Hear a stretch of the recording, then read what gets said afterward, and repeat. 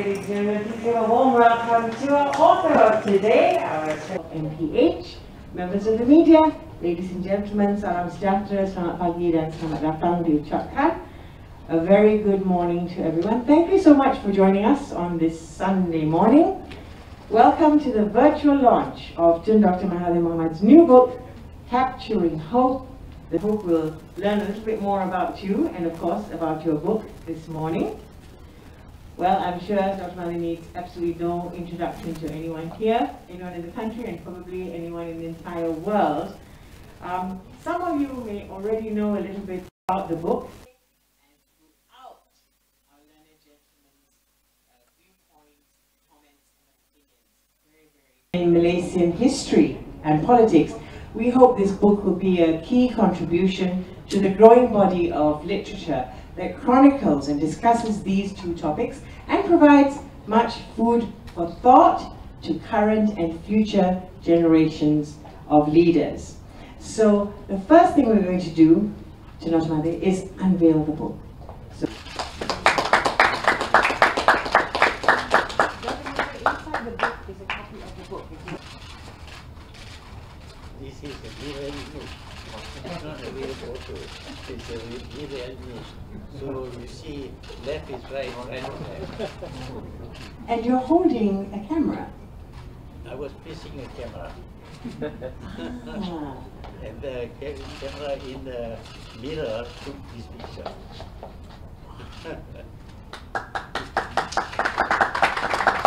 And there you are, ladies and gentlemen, the official launch of Capturing Hope. So thank you very much. Dr. Mahathir will... Well, in a way it is a sequence to the first book, but not quite a sequence because things change completely. So I have to record what happened after I stepped down and why I have to come back and be involved in politics again. It's not my wish. It's just that lots of people came to see me, asking me, please do something. So the something that I did initially was to try and advise, but the advice was not acted upon. And finally, I had to actually form a party and contest in the election. That's how I came back. So, by writing this book, The history, the recent history of this country. Some young people, for example, when they were born, the country had already partially developed. And they feel that this is a situation all the while, even before, but it's not. So there is a need to remind us that the country is moving. It came from being a colony of the British. We became independent, we were very poor, and subsequently we were able to develop the country to the point where the country was recognized as an Asian tiger. And then after that, we had some changes in the leadership, and now it is called a kleptocracy. You see, so people must know what happened. Why did the Asian tiger become a kleptocracy? You see, so I hope to capture something of this in the book. I don't think any of us imagined that after such a huge victory and a long-awaited victory, that the Pakatan Harapan government would fall so soon, or the events that have led to our current situation, which I'm sure are quite unique.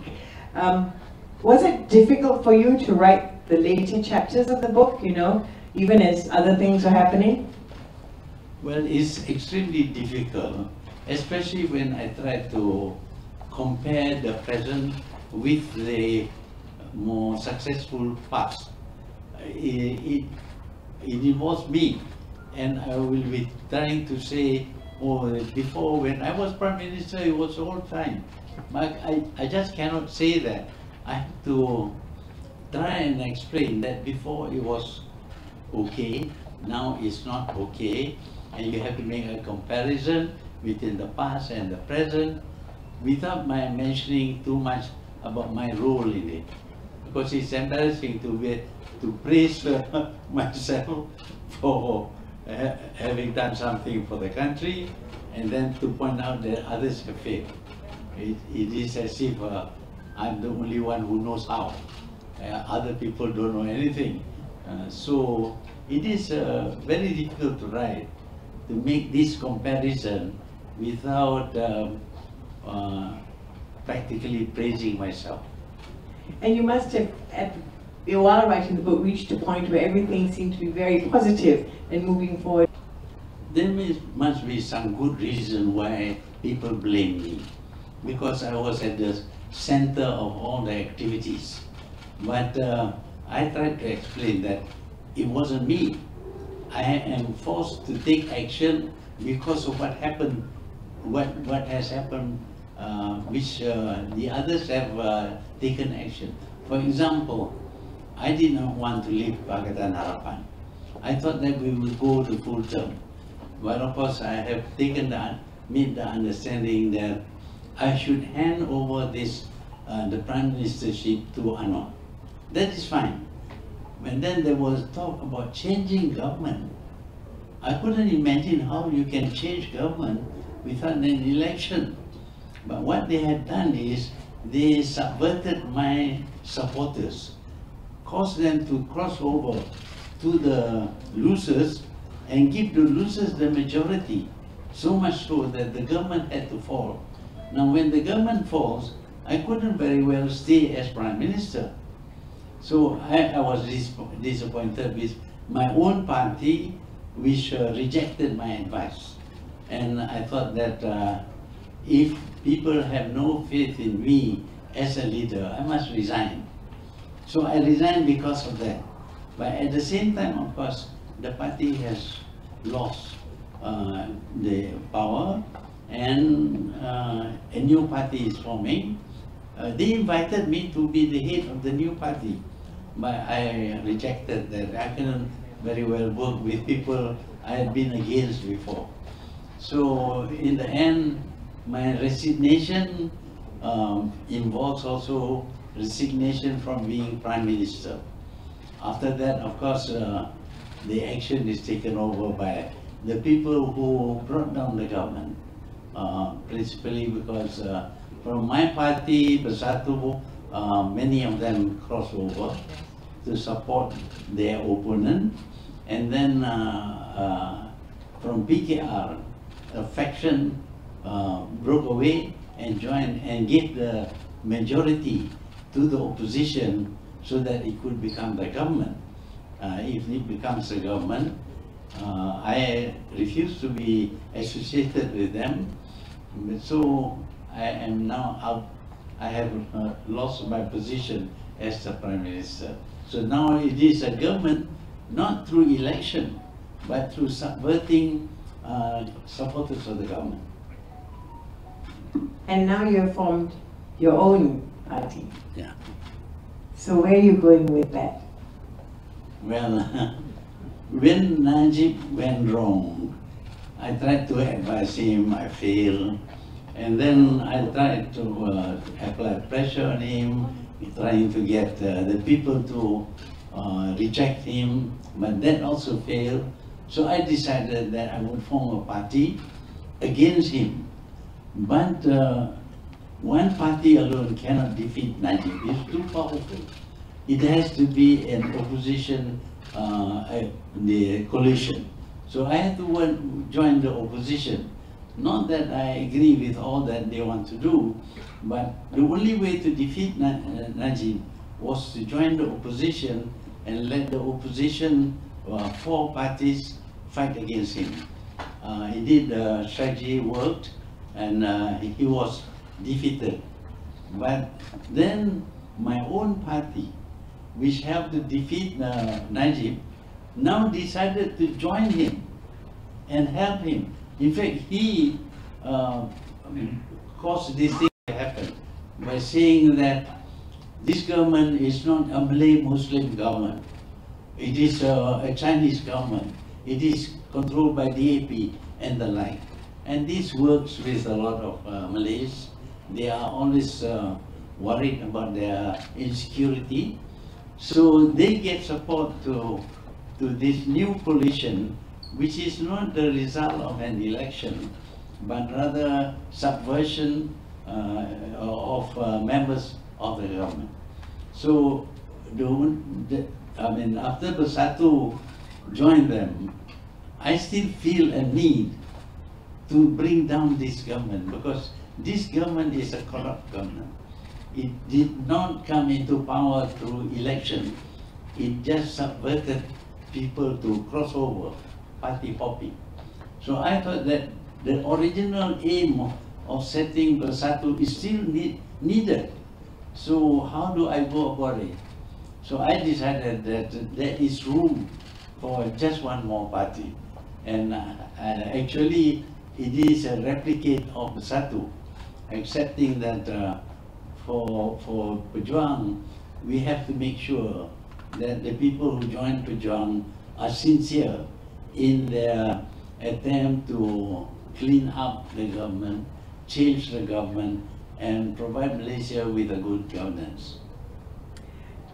Dr. Mahathir, there's a lot about 1MDB in your book. Just continuing from what you just said. Excuse me. And of course, other people have published books about the scandal, there have been TV shows, and I believe there's a movie as well coming out. But there's some still who don't know very much about it and the impact that it continues to have on the country.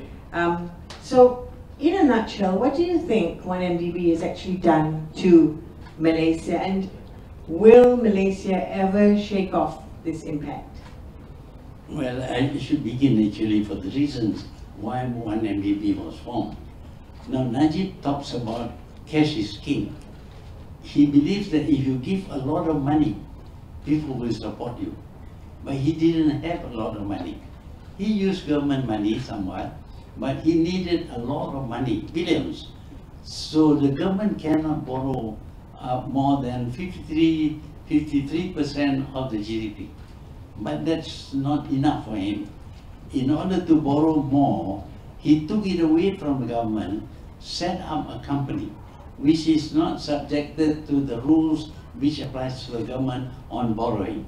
So once he sets up this company, it's a company 100% owned by the government, but not subjected to the rules which applies to the government with regard to borrowing. So once he sets up this company, he could then borrow a lot of money. And he borrowed 42 billion ringgit, where before we never even exceed 1 billion when we borrow. He borrowed 42 billion. He went through the process of buying power plants and all that, but a lot of the money was shunted off. And we find that the money has traveled all over the world. It went to Saudi Arabia, it went to the Caribbean, it went to the Seychelles, and then he went to Singapore, and from Singapore it goes into Julu's bank. And then somehow the money got into Najib's account. He says he doesn't know. I like the way you say somehow. I'm sorry. Yeah. And so then into Najib's bank, sorry to interrupt you. Yeah. Once it's Najib's bank, it is his intention to have this lots of money at his disposal. So once he has this lots of money in the bank. He could dole out huge sums of money to a lot of people, including, of course, UMNO. UMNO divisions were given tons of money. Yes. And then anybody who comes with a problem to him, he would give money. So to say that he doesn't know is absurd. He knows very well. He signs a check. He knows the money is there. He knows he can dole out a lot of money. But now he is denying that he knows anything at all about the money in his own account. If you read Nazir's book, you'll find the whole story told about 1MDB. Even Nazir was involved. Initially, he thought it was an innocent account, but later on he found that the money that was coming in is not gifts from the Saudis, but actually stolen money from 1MDB. And this will impact Malaysia for some time, right? Yes, when you borrow 42 billion, it will take you years to pay back. In the meantime, even the interest on that is very high. It's about $2 billion a year, 2 billion ringgits a year to pay interest. That's a big chunk of the budget. So for a long time, the future generation will be bearing the burden. Of course, he doesn't care because it's not going to be his, you see, but it's the government which has to pay. And of course, during this pandemic and the thing, the government's revenue went down, but they have to pay service the loans, because if you don't, the country can be declared bankrupt. Oh, what to say to that? Goodness. Let's talk about this idea. You seem to be of the opinion that Malaysians still speak of both domestic and foreign issues through a racial lens. So, don't you think that's more reflection of how issues of religion, education, language, and so on have actually been politicized, right? And if many among the current crop of leaders can't be relied to take Malaysians out of these racial silos, who is going to kickstart this process? Well, at the beginning, when we were struggling for independence, we need the cooperation and the support of all the communities. So the communities insist that their identity should be maintained. So even when they become Malaysians, their identity, their connection with the countries they came from must be maintained. So in Malaysia, Malaysians link their race to the countries they come from. They are not like their great-grandfathers who actually were born in China and comes here. They're born here, brought up here, grew up here, but they still link with the previous. So this divides the people. This is a Chinese Malaysian, this is an Indian Malaysian, this is a Malay. So because of that, they cannot be assimilated. In other countries, multiracial countries, once they adopt the citizenship of a country, they identify themselves only with that country and no longer with their previous where their grandfathers came. For example, President Eisenhower is German. He led America against Germany because to him he is an American, not a German. But here we still have people looking back to the old country where they came from and adopting some of the practices there, like changing names, for example, because China decided to spell names with a lot of X, Z and all that. Now Malaysians are also doing that. But we are Malaysians, we have our own Chinese, you see, but the tendency is always to identify with the country of origin. So this separates the people. You are of Chinese origin, you are of Indian origin, you are a Malay, local indigenous people. So because of this identity with race on the ground among the people, you cannot have a multiracial party that is trusted by everyone. So, politics in Malaysia has always been based on race, until, of course, but it's not all true, because we have a lot of Indians and Arabs who came here, become Malays, because they dropped their own language, they speak Malay, they adopt Malay custom, they were names and all that were Malay names, they were accepted by the Malays as Malays, even though it's obvious that they were not Malays, you see. But the others do not want to identify themselves with Malays. That is the problem. Do you think we should follow Indonesia's exercise, which was a very tough one and was not very well accepted by the population, but they were forced to, and so now everyone is Indonesian? Yeah, but as you know, the Chinese make up 10%, although much bigger than in Malaysia. They make up 10%. In 19 of the 100%, 90% were Indonesian. So if you want to get around in Indonesia, if you don't adopt the Indonesian language and behave like Indonesian, you find yourself isolated. But in Malaysia, of course, we have 26 to 30% Chinese and 10% Indian, and they preserve their own community and their own custom, their own ways of living. So they are not, for example, let's say, the Chinese eat with chopstick. We would eat with your hands. They have not adopted the Malaysian way of eating food. They retain their chopstick, which is an identity with China, not with Malaysia, and many other things.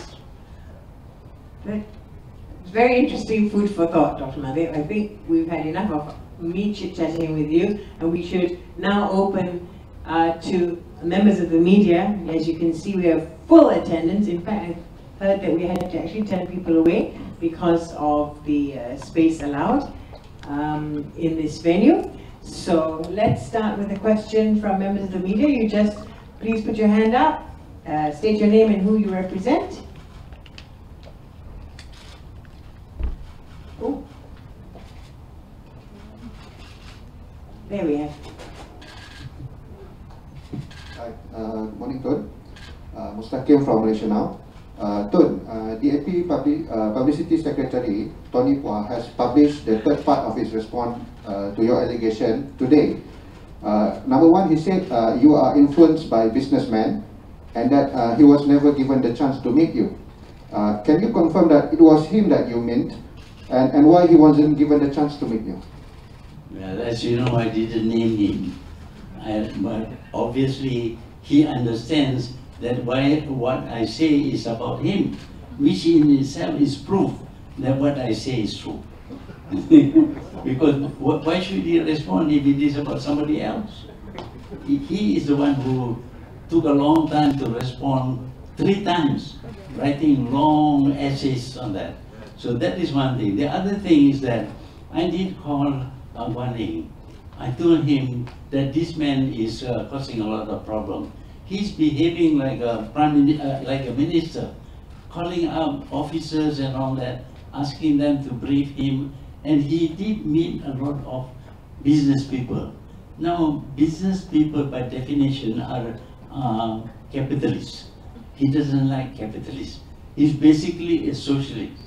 But I have a different idea about that, because I believe that capitalists, by their investment, can create wealth, create jobs and all that. But he feels that I'm doing this because they are capitalists. It's not true. I have a lot of very poor people, very poor businessmen, lots of them, but they fail. If they fail, they are not my crony. If they succeed, then they are my crony. But the ones who succeed are very few. And it is not because they are capitalists that I favor them. The job is to give a good life to all the people in Malaysia, rich and poor, different races and all that, doesn't matter. But we want to develop the country.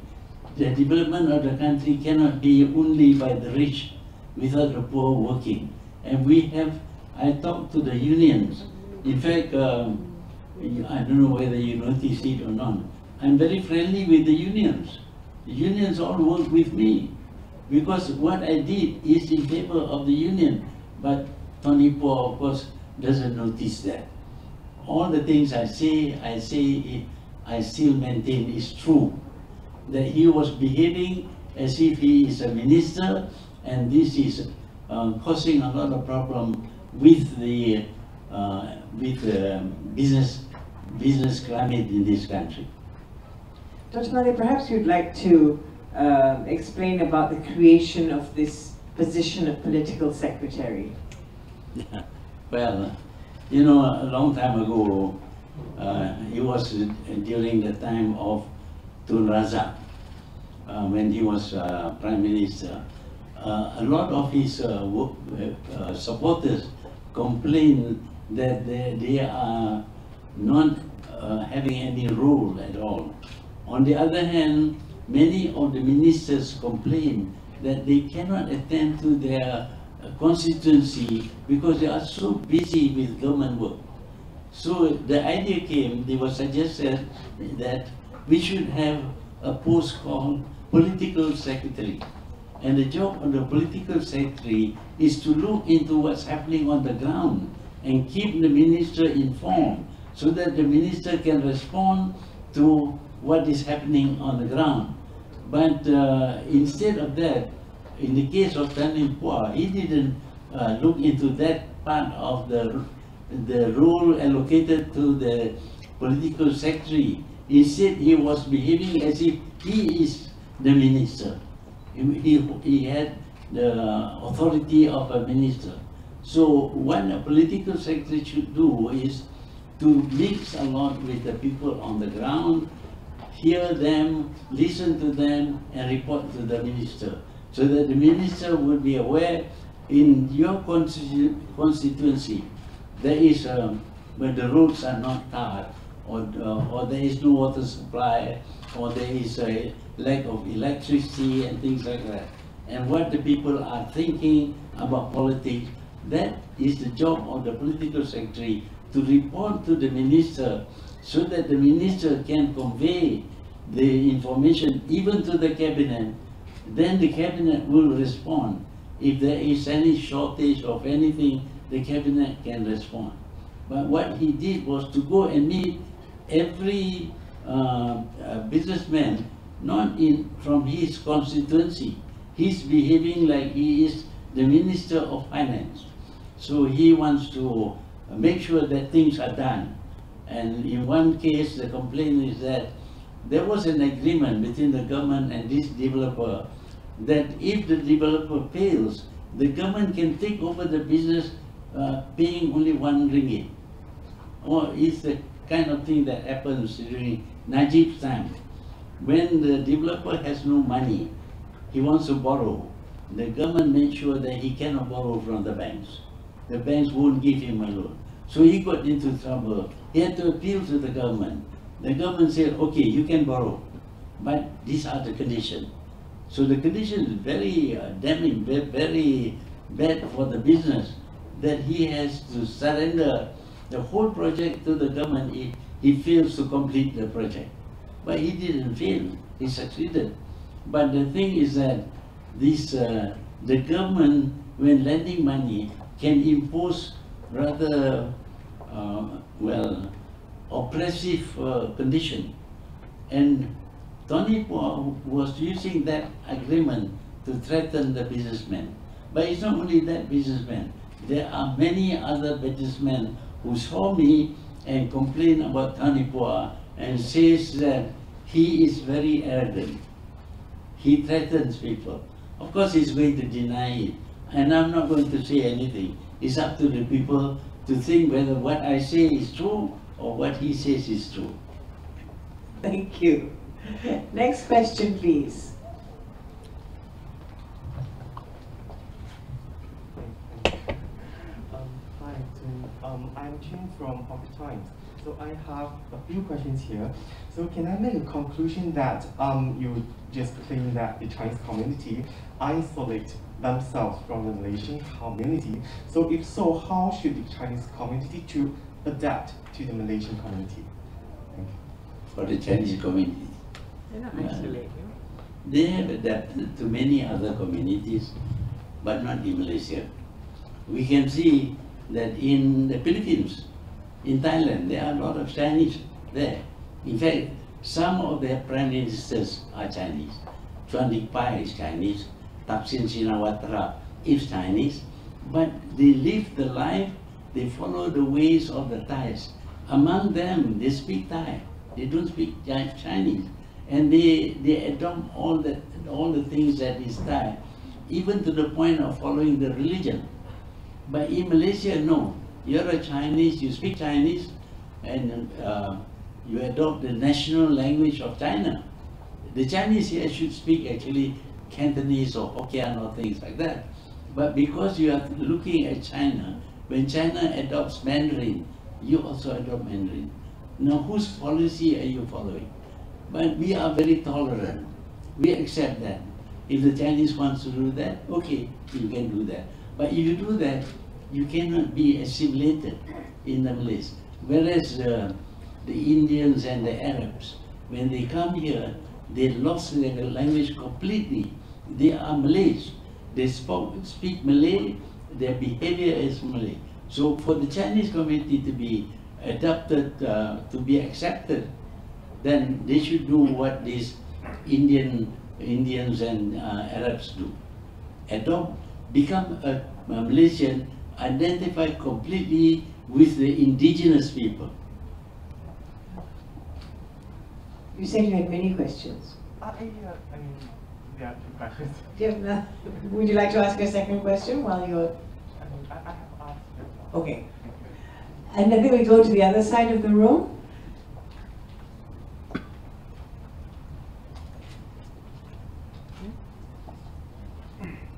Wow, our press are very silent today. Do we have a question? I can't see. Oh, yeah, yeah. But we do have questions on Facebook, so that's where we're going next. Yeah. Tun, you said at the beginning that you still want to bring down this government. Now, UMNO leaders are sitting down to decide when is the next election going to be. Some said, I'm just wondering what is your take on it, and also what is your advice to the opposition? And you're representing? I'm from CNA. Well, I believe that the next election will be held sometime next year. Most probably around the middle of next year, which gives us about 6 months from now, before the election is held. Now, this election is going to be extremely important. Either you use this election to get rid of the groups of the corrupt people, or you allow them to come back.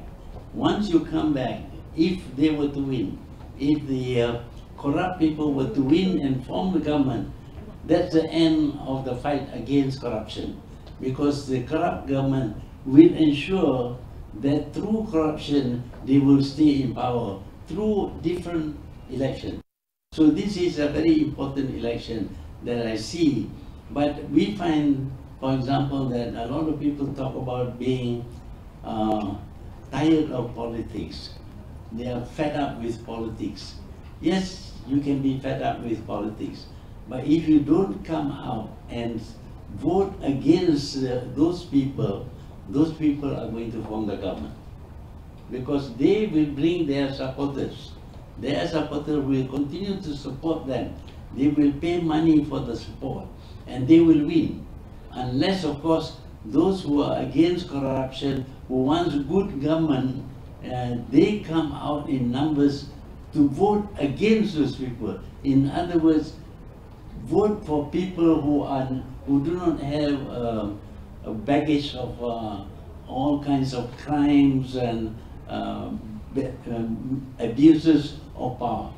So the next election is going to be a very important election in Malaysia. It is the last chance that we have to clean up this country. If you don't, then forever you're going to have bad government.